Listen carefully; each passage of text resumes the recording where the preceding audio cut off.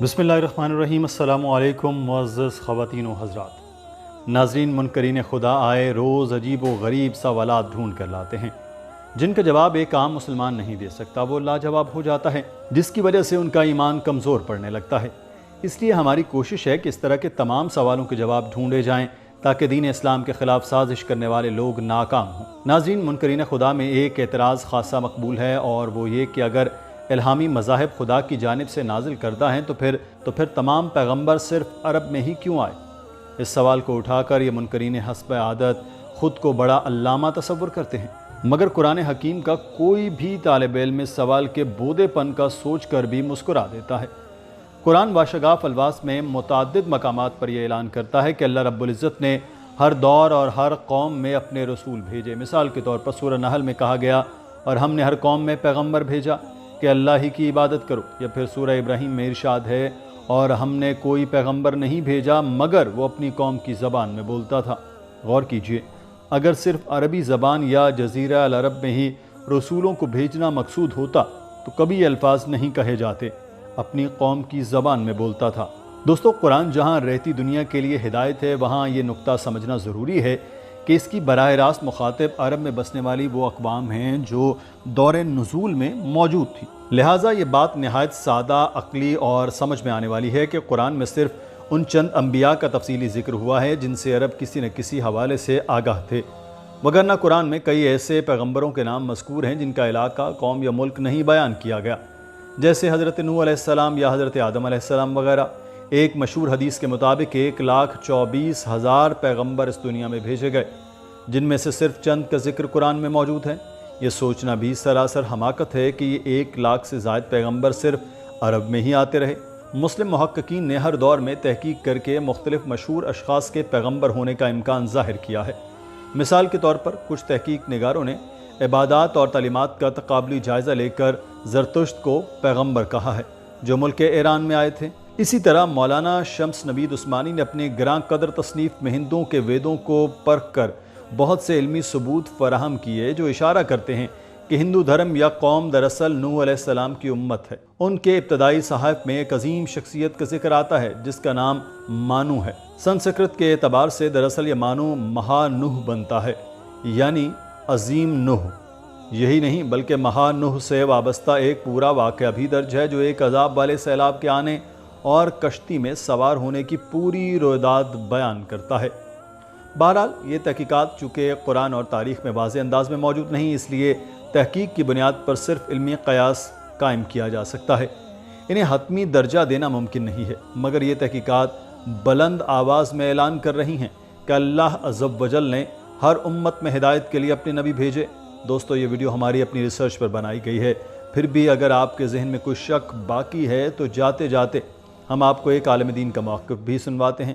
معروف دینی اسکالر جاوید احمد غامدی سے اسی ٹاپک پر ایک سوال کیا گیا، اس کا انہوں نے جواب کیا دیا، آئیے دیکھتے ہیں۔ یہ بات صحیح نہیں ہے۔ نبوت کے 2 دور ہیں، یعنی اللہ تعالیٰ نے جو پیغمبر بھیجے ہیں ان کے لیے 2 طریقے اختیار کیے۔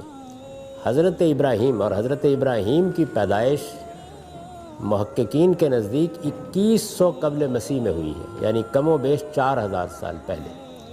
حضرت ابراہیم سے پہلے قرآن مجید یہ بات بتاتا ہے کہ ہر قوم کی طرف اللہ نے پیغمبر بھیجا، ہر قوم کی طرف رسول بھیجا گیا۔ آپ کے علم میں ہے کہ اقوام کا یہ جو انتشار ہوا ہے دنیا میں پھیلی ہیں، یہ افریقہ سے شروع ہوا ہے۔ یعنی یہ معلوم ہوتا ہے کہ کسی ٹراپیکل کنٹری میں یا کسی علاقے میں اللہ تعالیٰ نے انسانیت کی ابتدا کی ہے، کیونکہ وہیں ایسے حالات ہو سکتے تھے کہ جب نہ آپ کے پاس سر چھپانے کی جگہ ہے، نہ آپ کے پاس کھانے کے لیے کچھ ہے، تو زندگی وہاں سے شروع کی جا سکے۔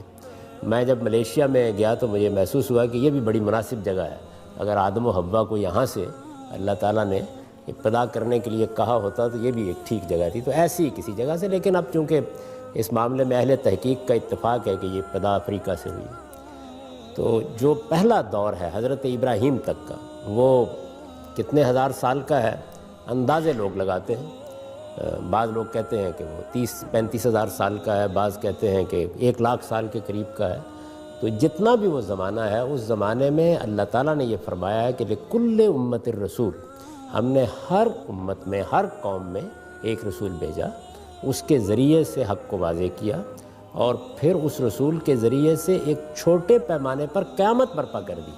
قیامت برپا کر دی یعنی وہ جزا و سزا جو قیامت میں ہونی ہے وہ دنیا میں دی، اور یہ سلسلہ جاری رہا یہاں تک کہ حضرت ابراہیم کی پیدائش ہوئی۔ حضرت ابراہیم کو بھی پہلے ایک قوم کی طرف بھیجا گیا، وہ عراق کے لوگ تھے۔ عراق کا شہر قدیم شہر ہے، سیدنا ابراہیم علیہ السلام وہاں پیدا ہوئے تھے۔ انہوں نے عراق کے اس شہر میں وہاں کے جو لوگ تھے ان پر اللہ کی حجت پوری کی، پھر اس قوم پر عذاب آ گیا، جیسے کہ رسولوں کے معاملے میں ہوتا ہے۔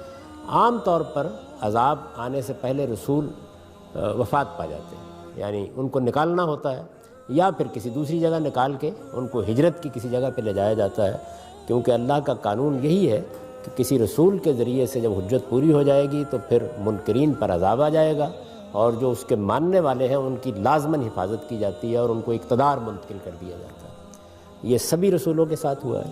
تو حضرت ابراہیم کے ساتھ یہ ایک منفرد معاملہ ہوا کہ جیسے ہی ان کی قوم پر عذاب آیا اور اس کو چھوڑ کر نکلے تو ان کو حکم دیا گیا کہ اب آپ کے ذریعے سے ہم ایک نئے دور کی ابتدا کر رہے ہیں۔ وہ نیا دور ہے جس کو ہم اب دیکھتے ہیں تاریخ میں، اس میں حضرت ابراہیم کی اولاد کو، پوری اولاد کو منتخب کر لیا گیا۔ یعنی جو کام پہلے اللہ تعالیٰ انفرادی طور پر کرتے تھے کہ کسی کو نبوت کے منصب پر فائز کر دیتے تھے، اب یہ پوری کی پوری ذریت ابراہیم، حضرت ابراہیم کی اولاد، اس کو یہ منصب دے دیا گیا۔ اس کو قرآن نے بیان کیا ہے سورہ آل عمران میں کہ ان اللہ اصطفیٰ آدم و نوح و آل ابراہیم و آل عمران علی العالمین، یعنی ہم نے پہلے دور میں آدم اور روح افراد کو یہ منصب دیا اور اس کے بعد پوری آل ابراہیم کو یہ منصب دے دیا، تو ان کو منتخب کیا گیا۔ ان کو منتخب کر کے اللہ تعالیٰ نے یہ کہا کہ اب دنیا کے بالکل وسط میں آپ ایک علاقے کا انتخاب کریں گے اپنی نسل کے ایک گروہ کے لیے، یعنی حضرت اسحاق کی اولاد کے لیے فلسطین کا منتخب کیا گیا۔ فلسطین کو قدیم زمانے میں کنعان کہا جاتا تھا، اور عرب کا انتخاب کیا گیا حضرت اسماعیل کو آباد کرنے کے لیے۔ تو ان دونوں علاقوں کو اللہ تعالیٰ نے خالی کرا لیا، اپنے لیے خاص کر لیا، اور یہ کہا کہ ان میں میری توحید کے مرکز بنائے جائیں گے، اور اب میرا پیغام انفرادی حیثیت سے پیغمبر بھیج کر نہیں پہنچے گا، بلکہ یہ پوری کی پوری امت ان علاقوں سے اس پیغام کو دنیا تک پہنچائے گی۔ تو اس وجہ سے پھر نبوت بھی انہی کے اندر خاص کر دی گئی۔ تو یہ اسکیم ہے جس کی وجہ سے یہ سوال پیدا ہوتا ہے۔ یہ دوسرا دور ہے، اس میں پھر سارے نبی انہی کے اندر آئے ہیں، یہاں تک کہ محمد الرسول اللہ صلی اللہ علیہ وسلم بھی بنی اسماعیلی میں سے ہیں، حضرت ابراہیمی کی اولاد میں سے ہیں۔ چنانچہ دین ابراہیمی یا ابراہیمی ادیان کی روایت قائم ہو گئی اس کے بعد۔ تو یہ بندوبست جب دنیا تہذیبوں کے دور میں داخل ہونے کے قریب ہوئی ہے تو اللہ تعالیٰ نے تبدیل کر کے یہ بندوبست اختیار کر لیا ہے۔ اس میں پھر کسی اور جگہ کوئی پیغمبر یا نبی